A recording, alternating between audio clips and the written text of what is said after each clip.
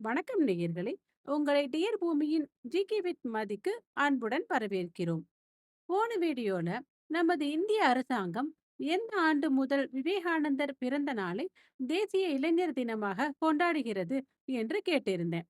அந்த கேள்விக்கான பதில்: நமது இந்திய அரசாங்கம் 1984ஆம் வருடம் தேசிய இளைஞர் தினமாக அறிவித்தது.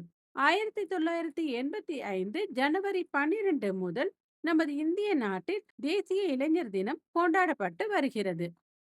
சரி நேயர்களே, இன்று ஜனவரி 13.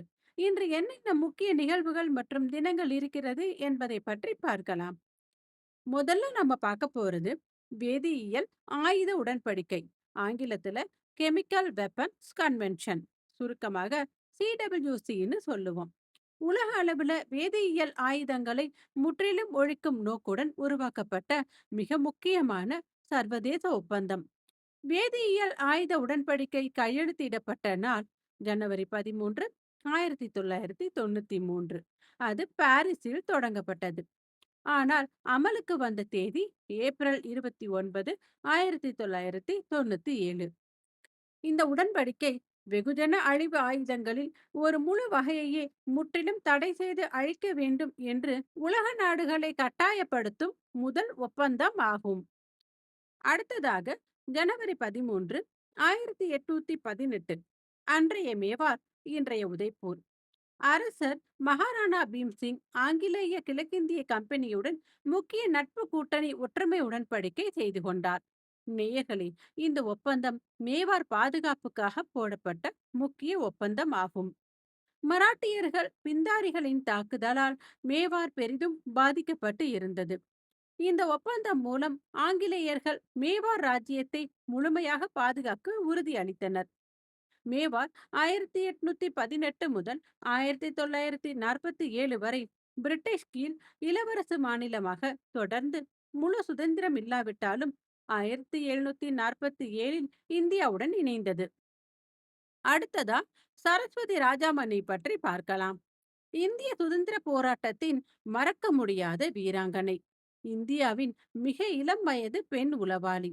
ஜனவரி 11, 1927 பர்மாவில் பிறந்து 16 வயதில் நேதாஜியின் பேச்சால் ஈர்க்கப்பட்டு தன் தங்கம் வைர நகைகளை ஐஎன்ஏவுக்கு நன்கொடையாக அளித்தார். இதனால் நேதாஜியால் ஈர்க்கப்பட்டு உளவு பிரிவில் சேர்ந்தார். நேயர்களே, ஆண் உடையில் மணி என்ற பெயரில் மாறுவேடமிட்டு பிரிட்டிஷ் ராணுவ முகாம்களுக்குள் ஊடுருவி நிறைய ரகசிய தகவல்களை சேர்த்தாராம். ஒரு முறை ஒரு தோழரை மீட்கும் போது சுடப்பட்டாங்க. ஆனாலும் அவங்க தப்பிச்சிட்டாங்க. இதுக்காக அவருக்கு ஜப்பான் சக்கரவர்த்தியால வீர பதக்கம் கிடைச்சது. ஐஎன்ஏவுல லெப்டினன்ட் பதவியும் கிடைச்சது. நேர்களே, நல்லா ஞாபகம் வச்சுக்கோங்க. சரஸ்வதி ராஜாமணி பிறந்தது ஜனவரி 11. அவர் இறந்தது ஜனவரி 13. 2018ல சென்னையில மாரடைப்பால 91 வயதுல இறந்தாங்க. இந்தியாவின் முதல் பெண் உளவாளின்னு போற்றப்படுறாங்க. இவருடைய வாழ்க்கை ஹார் நஹி மானுங்கி என்ற சுயசரிதையில் உள்ளது. அடுத்ததாக ஜனவரி 13 மேஜர் மோஹித் சர்மா அவர்களின் பிறந்த நாள் ஆகும். 1978இல் ஹரியானாவின் ரோதக் மாவட்டத்தில் பிறந்தார். உயர்தர ஒன் பாரா ஸ்பெஷல் போர்சஸ் பிரிவை சேர்ந்த மோகித் சர்மா 2009 மார்ச் 21 அன்று காஷ்மீரின் குப்வாரா மாவட்டத்தில் ஹாஃப்ரூடா காட்டில் பயங்கரவாதிகளுடன் நடந்த மோதலில் தன்னுடைய உயிரை நாட்டுக்காக தியாகம் செய்தவர். வீரத்திற்காக சேனா மெடல் பெற்றவர். இந்தியாவின் உயரிய அமைதிக்கால வீர விருதான அசோக சக்ரா அவருடைய மரணத்திற்கு பின் 2010 ஜனவரி 26 அன்று வழங்கப்பட்டது. அடுத்ததா வாங்க லோஹ்ரி பண்டிகையை கொண்டாடுவோம். என்னது, லோஹ்ரி பண்டிகையான்னு தானே கேக்குறீங்க? ஆமாங்க. ஆனா இது நம்ம தமிழ்நாட்டுல இல்ல. குறிப்பா பஞ்சாப், ஹரியானா, ஹிமாச்சல் பிரதேஷ் போன்ற பகுதிகளில் கொண்டாடப்படும் பாரம்பரிய அறுவடை திருவிழா ஆகும். தீமூட்டி, வெல்லம், ரேப்டி, பாப்கார்ன் போன்றவற்றை வழங்கி குளிரை விரட்டி சூடாக்கும் விழாதான் லோஹ்ரி.